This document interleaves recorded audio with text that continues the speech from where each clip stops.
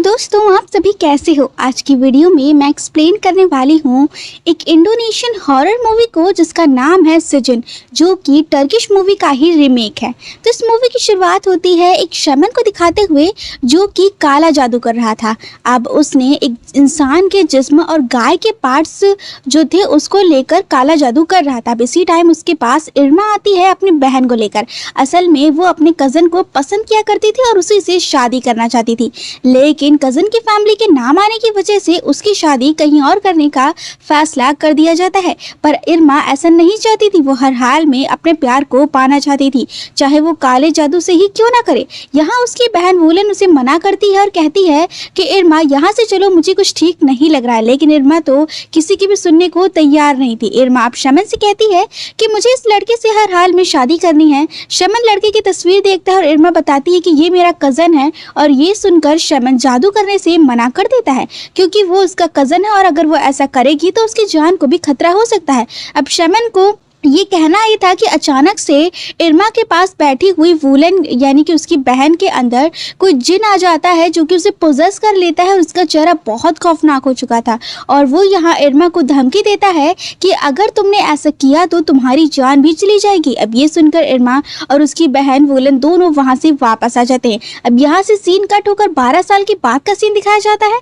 इस टाइम हम इरमा को उसकी बहन वुलन और उसकी माँ को गालंग के घर पर जाता हुआ देखते हैं, और गालंग वही लड़का है यानी आदमी है जिससे इरमा शादी करना चाहती थी। हमें पता चलता है कि गालंग की आज से 12 साल पहले ही एक लड़की निशा से शादी हो गई थी, और अब वो 12 साल की जो बेटी है उसका नाम सोफिया है, और वो उसी के घर जा रहे हैं क्योंकि आज उसका बर्थडे है। और यहाँ पर जो सोफिया है वो एक ब्लाइंड है यानी कि वो अंधी है।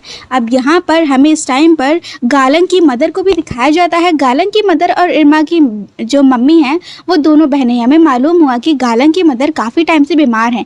यहाँ पर हमें मालूम होता है कि सिर्फ इरमा ही नहीं बल्कि गालंग भी इरमा से प्यार करता था, लेकिन उसकी मॉम के कहने पर उसने निशा से शादी कर दी। लेकिन वो आज तक इरमा के काफ़ी करीब था, लेकिन अब उसे एहसास होने लगा था कि इरमा के साथ रहते रहते वो अपनी बेटी और अपनी वाइफ को धोखा दे रहा है। इसीलिए उसने इरमा से दूर जाने का फैसला कर लिया। लेकिन इरमा ऐसा नहीं होने देना चाहती थी क्योंकि अब इरमा प्रेग्नेंट थी। अब ये सुनकर गालंग उसके साथ बहुत ही रूड बिहेव करता है और उसे घर जाने के लिए कहता है। घर आकर भी इरमा उसे बहुत सारे कॉल्स करती है, लेकिन वो उसकी कॉल को पिकअप नहीं करता है। अब इरमा की बहन जो कि इरमा और गालंग के बारे में सब कुछ जानती थी, वो इरमा से कहती है कि अब तुम गालंग को छोड़ क्यों नहीं देती, उसका तुम पीछा छोड़ दो क्योंकि तुम अच्छी तरीके से जानती हो कि उसकी एक फैमिली है और तुम उसकी फैमिली को खराब कर रही हो। वुलन की बातों को सुनकर इरमा को बहुत ज़्यादा गुस्सा आ जाता है और वो उसे चिढ़कर उसे वहाँ से भगा देती है। अब इस टाइम पे उसे वैसे भी वुलन से ज़्यादा गालंग पे गुस्सा आ रहा था क्योंकि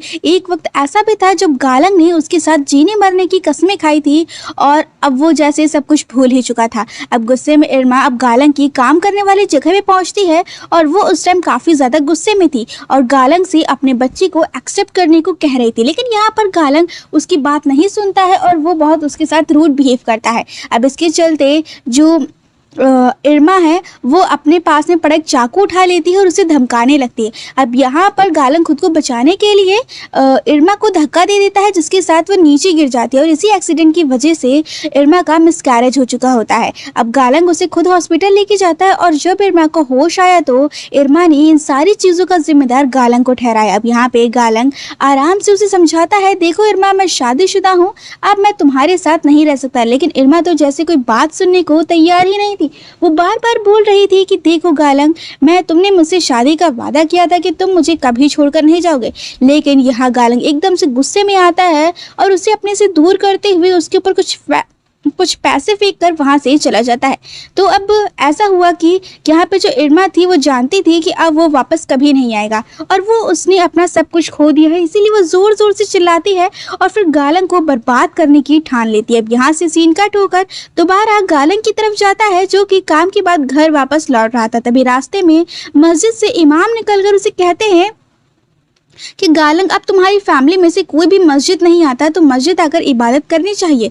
इबादत करने से हमारे ऊपर आने वाली बुराइयों को पहले से ही रोक देती है। उसके बाद इमाम गालंग को उसकी बेटी सोफिया के लिए गिफ्ट भी देता है, जिसके बाद गालंग घर चला जाता है। वो बहुत ज़्यादा थका हुआ था, इसीलिए वो जाके सो जाता है और सोते वक्त उसके पास सोफिया आती है और सोफिया ने उसे उठाया और उसे दिखाया कि सोफिया ने अपनी आंखें बाहर निकाली हुई थी, जिसे वो गालंग को देते हुए कहती है कि डैड, इस मर्तबा आप मेरे लिए जो गिफ्ट लाएंगे वो यही होगा कि आप मुझे आंखें दें। अब ये सब चीज़ें देखकर जो गालंग है वो बहुत ज़्यादा हैरान हो जाता है और उसकी आंख खुल जाती है और हमें मालूम हुआ था कि ये सिर्फ गालंग का एक डरावना सपना था। अब वो डर कर उठकर अपनी बेटी सोफिया के पास चला जाता है और यहाँ सोफिया को देखते ही देखते वो अपना पास्ट याद करने लगता है। जब सोफिया पैदा होने वाली थी तब वो अपनी वाइफ निशा पे बिल्कुल ध्यान नहीं देता था, उसे डॉक्टर के पास नहीं लेकर जाता था और प्रॉपर चेकअप ना होने की वजह से ही आज सोफिया की आंखें नहीं थी। अगले दिन इरमा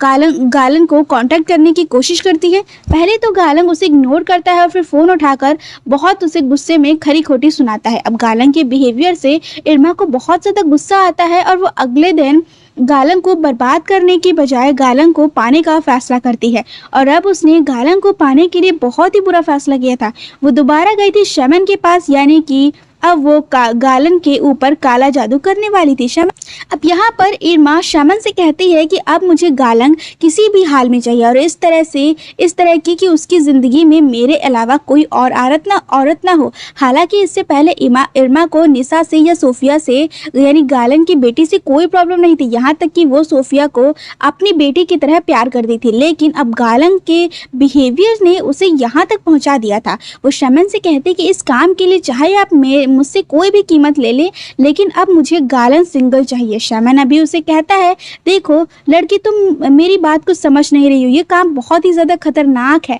लेकिन इरमा को परवाह नहीं थी। इरमा यहाँ पर अपनी और अपनी बहन की सारी गोल्ड की ज्वेलरी उसे दे देती है, जिसे देखते हुए शमन की माँ भी शमन से काम करने को कह देती है। अब अपने मॉम के कहने पर शमन इरमा की मदद करने को राजी हो जाता है और फिर इरमा को बताता है कि इस दुनिया में बहुत किस्म के जिन्न होते हैं और उसमें से एक किस्म का जिन है अंसार जिन, जो कि मुसलमानों से बहुत ज़्यादा नफरत करते हैं और इन्हीं जिन्स का इस्तेमाल करते हुए वो उनके ऊपर काला जादू करेंगे। काला जादू के लिए उसे सब कुछ चीज़ें चाहिए थी। ये काला जादू होने वाला था निशा पर, यानी कि गालंग की वाइफ पर, ताकि वो और उसके सारे रिश्ते मर जाएं। शमन उसे निशा की एक फ़ोटो, बाल और खून लाने का काम देता है, जिसके ज़रिए निशा के ऊपर पोजेशन होगा, यानी निशा के ऊपर होने वाला काला जादू। अब यहाँ पर जो शमन होता है वो काले जादू के लिए एक ताज़ा मरे हुए इंसान के पाँव की हड्डी भी उसे चाहिए होगी, जिसके ऊपर वो गाय के आंतों को लपेटकर अपना जादू करेगा। शमन के कहने पर इरमा गालंग के घर जाती है, उसकी वाइफ से मिलती है और बहाने से उसकी वॉशरूम में जाकर उसके जो बाल है वो ले लेती है और वॉशरूम से सैनिटरी पैड चुरा लेती है। अपना काम होने के बाद में वो यहाँ से निकलने वाली थी कि उसे दोबारा यहाँ पर गालंग दिखाई दे देता है, लेकिन गालंग उससे देखते ही कहता है कि तुम यहाँ पर क्या कर रहे हो, कितनी मर्तबा मैंने तुम्हें मना किया है कि तुम मेरी फैमिली से दूर रहो। अब उसकी ये बातें सुनकर इरमा को अपने लिए और भी ज़्यादा बुरा लगता है और वो अब एक मजबूत इरादे के साथ ये सारी चीज़ें लेकर शमन को दे देती है। शमन भी एक इंसान की टांग ले आए थे और रात में ये रिचुअल, ये जादू शुरू कर दिया था। अब यहाँ पर शमन इरमा से कहते हैं कि बहुत अच्छा हुआ कि तुम खून ले आई, क्योंकि ये सबसे ज़्यादा असर करता है। अब यहाँ पर वो एक ब्लेड से सैनिटरी पैड को काटते हैं, उनकी पाँव की हड्डी के ऊपर गिराते हैं और उसके बाद कुछ मंत्र पढ़ते हैं और अचानक से उनका ये जो घर है वो बहुत बुरी तरीके से हिलने लगता है। फाइनली यहाँ वो जिन आ चुके थे, जिनकी हेल्प से इन्हें निशा के ऊपर पोजेशन करवाना था। वो इन चीज़ों से जिनों की ही लैंग्वेज में बात कर और निशा को बर्बाद करने को कहता है। जिन उसकी बात सुनकर यहाँ से चले जाते हैं और शमन इरमा को बताता है कि अगले 5 रातें निशा के लिए बहुत ही ज़्यादा मुश्किल रातें होंगी, जिसमें उसके सारे ब्लड रिलेशंस मारे जाएंगे। ऐसे इरमा की सारी ख्वाहिश पूरी हो जाएगी। पहली रात में हमें दिखाया जाता है कि जब निशा नमाज पढ़ रही थी, एकदम से उसके सामने गाय के कटे हुए पार्ट्स आ गए, जिसे देखकर वो बहुत ज़्यादा डर गई। जिसके बाद निशा को एहसास हुआ जैसे उसके ऊपर किसी ने बाल्टी भर के खून गिरा दिया हो। वो डर के इतनी बुरी तरीके से चिल्लाई कि वहाँ पे गालंग आ जाता है और गालंग की नज़र उसके ऊपर पड़ती है तो निशा के कपड़े बिल्कुल साफ थे, वहाँ कोई खून नहीं था। वो निशा से कहता है कि चलो तुम आराम कर लो। तो ख्याल है कि तुम अब थक गई होगी। अगली रात हम देखते हैं कि यहाँ पर इस बार निशा के ऊपर दोबारा से पोजेशन हो रहा था। ऐसे में वो अपने और अपने बेटी के डॉल के बाल काट के खा जाती है, जिसकी वजह से उसे उल्टी शुरू हो जाती है। जब वो होश में आई तो वो बहुत ही ज़्यादा परेशान हो चुकी थी। वो क्या ऊटपटांग चीज़ें हरकतें कर रही थी और वो इन चीज़ों के बारे में गालंग को बताना चाहती थी, लेकिन गालंग तो उसकी बातों को सुनने को तैयार ही नहीं था। अब यहाँ से सीन कट होकर हमें इरमा को दिखाया जाता है, जिसकी बहन यानी वुलन उसे अपने ज्वेलरी के बारे में पूछ रही है। उसे कहती है, मैं जानती हूँ कि तुमने शमन को ज्वेलरी दे दी है। अब यहाँ पर तुम कुछ गलत तो नहीं कर रही हो। अब यहाँ पर वो उसकी बातों से तंग आकर इरमा उसे डांट फटकार कर भगा देती है। तो अब उसी रात हमें देखने को मिलता है कि इरमा की बहन मर चुकी है। अब इरमा परेशान होकर उठ के बैठ जाती है और अब इरमा की बहन की मरी हुई बॉडी उसे हॉन्ट कर रही थी, जिसके चलते इरमा जोर से चीखती है और तभी उसकी बहन यानी कि वुलन यहाँ पर आती है।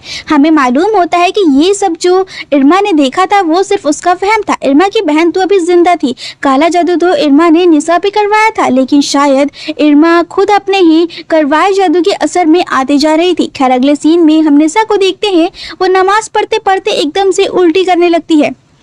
अजीब बात ये थी कि उसके वॉमिट से उल्टे कीड़े निकल रहे थे, बहुत बड़े बड़े कीड़े, जिसे देखकर वो डर गई। उसके साथ पिछले इन 3 दिनों से कुछ भी अच्छा नहीं हो रहा था। वो इन सब के बारे में किसी से बात करना चाहती थी, इसीलिए वो इन कीड़ों को भी उठाकर एक जार में डालती है ताकि वो इन कीड़ों को दिखा सके।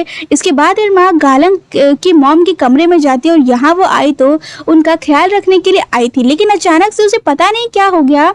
उसे ऐसा लग रहा था कि जैसे किसी चीज ने उसे पोजेस कर लिया हो, जिसके चलते वो गालंग की मॉम को मारने की कोशिश करती है, लेकिन तभी अचानक से होश में आ जाती है। उसे समझ नहीं आ रहा था कि उससे ये सब क्या हो रहा है। अब यहाँ पर वो गालंग की माँ से माफ़ी मांगती है और कहती है कि मैं आपको मारना नहीं चाहती थी, पता नहीं मुझे क्या हो रहा है, मुझे कुछ भी समझ नहीं आ रहा है। इससे पहले कि कुछ और भी गलत होता, निशा बगैर वक्त गवाए किसी से मदद लेने के लिए फैसला करती है और बाथरूम में जाकर जब वो जार को उठाती है जिसमें उसने अपनी वॉमिटिंग से निकले हुए कीड़े को बंद किए थे, तो वो देखकर हैरान हो जाती है कि वहाँ अब वो कीड़े नहीं थे। दूसरी तरफ गालंग की माँ, जो कि चल भी नहीं सकती थी, हमें दिखाया जाता है कि वो चलते हुए किचन में जाती हैं और गर्म खाने से भरा हुआ बर्तन उठाकर अपने ऊपर डाल लेती है। निशा, जो अभी भी बाथरूम से बाहर निकली थी, वो ये सब देखकर परेशान हो गई, क्योंकि अब गालंग की मॉम जो थी उनके शरीर पर बड़े बड़े फोड़े निकल आए थे। अब उनका जो जिस्म था वो जल चुका था और कुछ ही देर में उनकी मौत भी हो गई। तीसरी रात में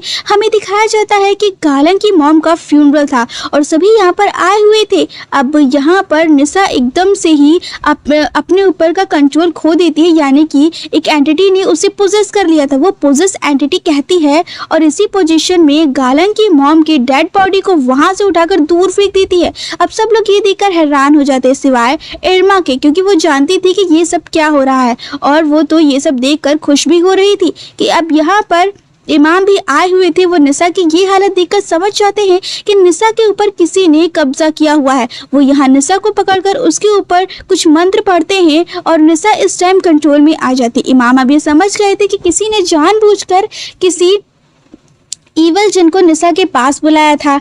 अब यहाँ पर उसकी मॉम का, यानी गालंग की मॉम का फ्यूनरल के बाद गालंग जब सोने के लिए जाता है तो उसे भी अजीबोगरीब ख्वाब आ रहे थे, बहुत डरावने। उसे अपने ख्वाब में दिखता है कि वो मर चुका है और उसके इर्द गिर्द बहुत सी औरतें घूम रही हैं। वो ये देखकर बहुत ही ज़्यादा डर गया और फ़ौरन इमाम के पास गया। सारी बात इमाम को बताने के बाद इमाम जवाब देते हैं, मैं पहले ही निशा को देखकर जान गया था कि वो किसी शैतानी शक्ति यानी जिन के कब्जे में है। उसका नाम अंसार है और अंसार एक ऐसा जिन है जो बहुत ही ज्यादा ताकतवर है। वो मुसलमानों से नफरत करता है, इसीलिए लोग उसे काले जादू में यूज करते हैं। इमाम कहते हैं कि निशा का इलाज हो जाएगा, गालंग तुम फिक्र ना करो, जिससे कितने भी ताकतवर क्यों ना हो, वो अल्लाह के सामने कमजोर हैं और अल्लाह की मदद मांगते हुए हम निशा को बिल्कुल ठीक कर लेंगे। वो यहाँ गालंग को निशा के लिए हॉली वाटर देते हैं और कहते हैं कि हमें निशा पर एग्जॉर्सिज्म करना होगा, यानी कि जादू को तोड़ना होगा। इसके लिए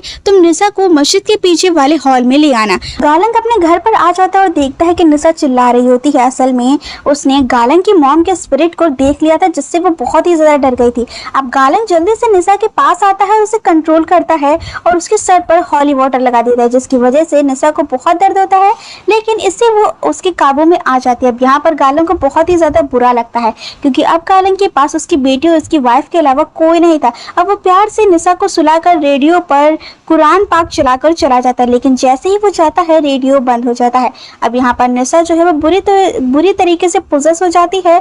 उसकी आंखें अजीब सी हो चुकी थी, उसके होंठ दांत काले पड़ चुके थे और वो खुद एक जिन्न की तरह दिखने लगी थी। सीन कट होकर इरमा की मॉम को दिखाया जाता है, जो गालंग की मॉम की बहन थी। गालंग की मॉम की मौत के बाद उनको भी बहुत ही डरावने ख्वाब आ रहे थे। आज वो किचन में किसी चीज को देखकर डर जाती हैं और जोर जोर से चीख मारती हैं। उसके बाद वो पागलों की तरह अपने किचन के बर्तन तोड़ डालती हैं और उन्हीं बर्तनों का कांच खाते हुए उनकी मॉम की भी मौत यहाँ पर हो जाती है। अपनी मॉम की मौत से इरमा बहुत ही ज्यादा डिस्टर्ब हो चुकी थी। वो जान चुकी थी कि उसने जो जादू करवाया है कहीं ना कहीं उसका असर उल्टा पड़ता जा रहा है। इससे पहले कि कुछ और बुरा हो, वो वोलन से यानी कि अपनी बहन को सच बता देती है कि हाँ, मैं शमन से मदद लेने गई थी। शमन ने जादू करने को बोला था, लेकिन शमन ने कहा था कि इस जादू के बाद सारी मौत निशा के घर पर होगी, निशा के ब्लड रिलेशंस में होंगी। लेकिन यहाँ तो उल्टा ही हो रहा है। यहाँ पर मेरे ब्लड रिलेशंस मारे जा रहे हैं, जैसे मेरी मॉम, उनकी बहन और वो दोनों ही अब जिंदा बची थी। वो वोलन यानी कि उसकी बहन थी, जो ये सारी बातें सुनकर बहुत ही ज्यादा डर गई। वो इरमा को अपने से दूर कर रही थी, लेकिन इरमा उसे कहती है कि वोलन, मेरी बात सुनो, मेरा यकीन करो, मैं सब कुछ ठीक कर दूंगी। सीन कट होकर दूसरी तरफ हम गालंग को देखते हैं, जिसे आज निशा को इमाम के पास लेकर जाना था। इमाम ने उसे कहा था कि तुम फिक्र मत करो, अल्लाह हमारी मदद करेगा और हम जिन को हराने में कामयाब हो जाएंगे। गालंग भी जवाब में सिर हिलाते हुए निशा को अपने घर लेने चला जाता है। रास्ते में उसे इरमा मिलती है। असल में इरमा उसे सब कुछ सच बताने गई थी। ये सब कुछ जो हो रहा है वो उसने ही करवाया है, काले जादू की वजह से। अब यहाँ पर सच्चाई सुनते ही गालंग को बहुत ही ज्यादा गुस्सा आता है। अब आज काले जादू की 5वीं रात भी आ चुकी थी और ये सबके ऊपर बहुत ही भारी पड़ने वाली थी। यहाँ दिखाया जाता है कि इरमा सब कुछ रोकने के लिए शमन से मिलने के लिए जा रही होती है, लेकिन अचानक से उसकी बहन वोलन पोजेस होकर उसी के ऊपर हमला कर देती है। उससे डरते हुए इरमा वहां से भागकर बाहर निकल जाती है और वोलन भी बाहर आ गई थी। अब इरमा के बहुत ही करीब आकर वो उससे कहती है, देखना आज मैं भी मर जाऊंगी। ये कहते ही वो एक दरख्त पे चढ़ गई थी, जिसके बाद उसके बाल दरख्त के टहनियों में फंस गए और एकदम से उसने दरख्त से जंप कर दिया, जिसकी वजह से उसके बालों के साथ साथ उसके सर की खाल भी उतर गई और बहुत ही बुरी तरीके से उसकी मौत हो गई। ये सब देखकर इरमा तो जैसे पागल ही हो गई थी। अब दूसरी तरफ हम इमाम को देखते हैं, जो कि निशा के ऊपर एग्जॉर्सिज्म परफॉर्म कर रहे थे। जैसे जैसे वो मुस्लिम की होली बुक यानी कि कुरान पढ़ रहे थे, निशा की हालत बिगड़ती जा रही थी। उसको जिन्होंने पोजेस किया हुआ था वो यहाँ कंट्रोल से बाहर जाते हैं और इस जगह मौजूद सभी इंसानों के ऊपर हमला करके उन्हें मार डालते हैं। इधर इरमा जो शमन के ठिकाने पर पहुंच चुकी थी, शमन उसे वहाँ कहीं नहीं मिलते। एकदम से नेगेटिव एनर्जीज उसे यहाँ पर अपने कंट्रोल में ले लेती है। उसका जिस्म बहुत ही बुरी तरीके से कांपने लगता है, हड्डियाँ मुड़ जाती हैं, कमर टूट जाती हैं और ऐसे ही एक एक करके उसकी सारी बॉडीज टूटकर उसकी भी यहाँ पर बहुत बुरी तरीके से मौत हो जाती है। यहाँ मस्जिद में निशा जिनों के जरिए बहुत से लोगों को मारने के बाद अब गालंग को भी पकड़ चुकी थी। इससे पहले कि वो गालंग को भी मार देती, यह इमाम उसे बेहोश कर देते हैं, लेकिन उसे बेहोश करने के बाद भी ये लोग देखते हैं कि यहाँ सारे बुरे काम वैसे ही चल रहे थे और तब इमाम की नज़र जाती है सोफिया पर, यानी कि निशा की बेटी पे, और यहाँ पर सबसे बड़ा सच रिवील होता है। ये जो जादू इरमा निशा के ऊपर करवाने आई थी, वो जादू तो निशा के ऊपर हुआ ही नहीं था, बल्कि सोफिया के ऊपर हो गया था, और जिन्होंने सोफिया को ही पोजेस किया हुआ था। और इसकी वजह ये थी कि इरमा ने बाथरूम से जो सैनिटरी पैड और जो बाल उठाए थे वो निशा के नहीं बल्कि सोफिया के थे। इसी वजह से निशा की बजाय सोफिया के ब्लड रिलेटिव्स मारे गए, जिसमें इरमा की फैमिली भी शामिल थी। यहाँ सोफिया गालंग को मारने लगती है, जिस पर गालंग उससे माफ़ी मांगते रह जाता है, लेकिन सोफिया एक नहीं सुनती और बेरहमी से अपने डैड को मार डालती है। यहाँ इमाम जब निशा को छोड़कर सोफिया के ऊपर एग्जॉर्सिज्म परफॉर्म करते हैं तो ये एग्जॉर्सिज्म काम कर जाता है और जिन सोफिया को छोड़कर चला जाता है। ये हकीकत अगर इन लोगों को पहले पता चल जाती कि जादू असल में सोफिया के ऊपर हुआ है तो ये लोग बच जाते, यानी कई जानें बच सकती थी, लेकिन यहाँ पर इन्हें पता नहीं चला। कहानी के आखिरी सीन में हमें दिखाया जाता है कि जो निशा है वो जिंदा है लेकिन बहुत ही बुरी हालत में है। वो हॉस्पिटल में एडमिट है और तभी उसके पास सोफिया आती है। सोफिया की हालत अभी भी खराब थी। उसका खौफनाक चेहरा ये बता रहा था कि अभी भी जिन्हों ने उसे पोजेस किया हुआ है और अब वह अपनी सबसे करीबी और आखिरी ब्लड रिलेटिव यानी कि अपने मॉम को मारेगी। और इसी के साथ ये कहानी यहीं पर एंड होती है। आपको ये कहानी कैसी लगी हमें कमेंट में जरूर बताइएगा और अगर वीडियो पसंद आई हो तो वीडियो को लाइक शेयर सब्सक्राइब जरूर करें।